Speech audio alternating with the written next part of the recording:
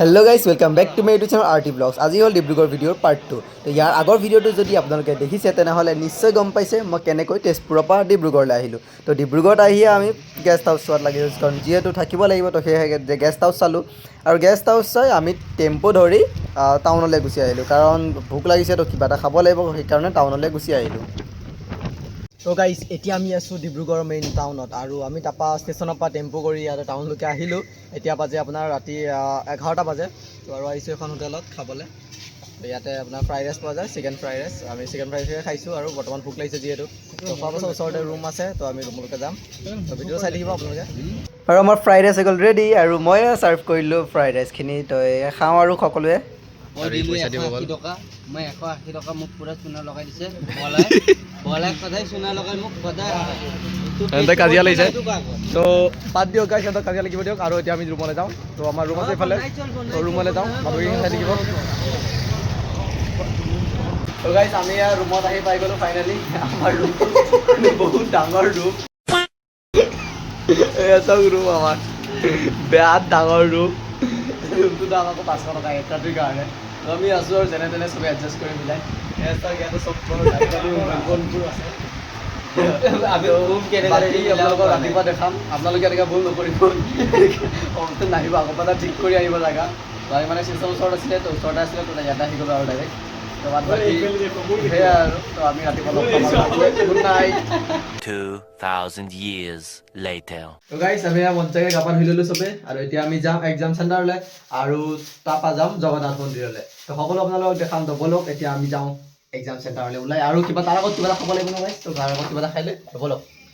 গৰম গৰম চিঙৰা আৰু কচুৰিৰ লোভ সামৰিব নোৱাৰি ওচৰতে থকা হোটেলখনলৈ গুচি আহিলোঁ, য'ত বিভিন্ন ধৰণৰ মিঠাইৰে সজাই থৈছিল। তো ইয়াৰ পৰা আমি চাহ খাই লৈ গুচি আহিলোঁ লগৰটোৰ এক্সাম চেণ্টাৰলৈ। তো ইয়াতে তাৰ এক্সাম চেণ্টাৰ পৰিছে আপোনাৰ ডিব্ৰুগড় ইউনিভাৰ্চিটিৰ কিবা ডিজিটেল লঞ্চৰ ভিতৰত। তো ইউনিভাৰ্চিটিৰ ভিতৰতে আছে সেইটো। তো সেইকাৰণে আমি ইউনিভাৰ্চিটিৰ বাহিৰত আহিলোঁ, আৰু এতিয়ালৈকে গেট খোলা নাই। তো গেটটো খুলিলেহি যাব। এইটো অভাৰব্ৰিজ হয়, মানে ইয়াৰ ওপৰেদি উঠি এইটো চাইডে পাৰ হৈ নামি আহিব পাৰে। তো আমি কি কৰিম আৰু ইয়াৰ ওপৰতে গৈ টাইম পাছ কৰি আছোঁ। মানে লগৰটোৱে এক্সাম দিব গৈ আছে, মানে গ'ল, আৰু আমি ইয়াত এনেই টাইম পাছৰ কাৰণে যি টি কৰি ফুৰিছোঁ, ঘূৰি ফুৰিছোঁ। জাগাটো বঢ়িয়া আছে, কিন্তু ভাড়াটো গাড়ী ভাড়াটো অলপ বেছি আৰু। তাত কি একো নাই, এইফালে চিৰি আছে, তো আমি চিৰিৰে উঠি যাম। এস্কেলেটাৰ নামাৰ কাৰণে হৈ গ'ল। তো আমি এইফালে চিৰিটো উঠি গৈ আছোঁ ওপৰত। ভিউত আছে ধুনীয়াকৈ, যা যা।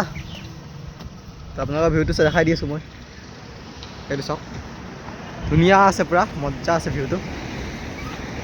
জেগাটো বঢ়িয়া আছে। এনে ইয়াত খালি এটা বস্তু মই প্ৰব্লেম পাইছোঁ, কি ইয়াতে খোৱা হোটেল চোটেল বহুত কম আছে, আৰু গাড়ী ভাড়াটো বহুত বেছি। অলপ অলপ জেগাত লৈ যায়, মানে অলপ অলপ ডিষ্টেঞ্চত, তাতে ভাড়াটো বহুত বেছি, 40 টকা 50 টকা তেনেকুৱা হয় ভাড়াটো।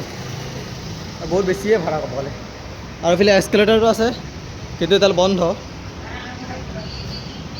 সেয়া, আৰু ইয়াতে লিফ্টতে আহি গ'ল। মই মানে চিৰি দি কষ্ট কৰি আহিলোঁ।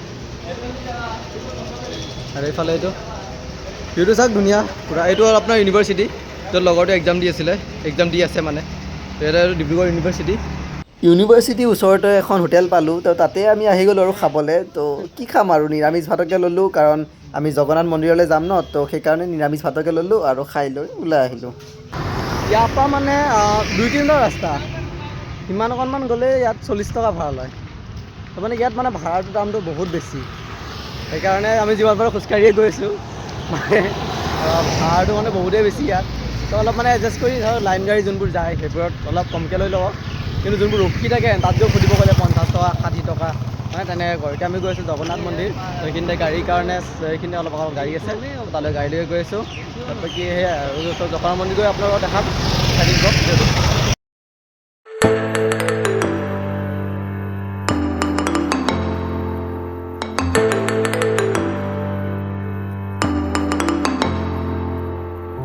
এইটো হৈছে এটা পাৰ্ক। তো ইয়ালৈ আপোনালোকে ফুৰিব আহিব পাৰে। ইয়াৰ পাৰ্কটোৰ নাম হৈছে মহাত্মা গান্ধী শিশু উদ্যান। তো এয়া আমি আহি পাই গ'লোঁ, আৰু এইটোৱে হৈছে জগন্নাথ মন্দিৰ। বাহিৰৰ পৰাই লুকটো ইমান ধুনীয়া, আৰু ভিতৰটো কেনেকুৱা হ'ব এবাৰ ভাবি চাওক। আৰু এই মন্দিৰটো গোটেই ডিটেইলছত যদি চাব বিচাৰে তেনেহ'লে আপোনালোকে পাৰ্ট 3 চাব লাগিব।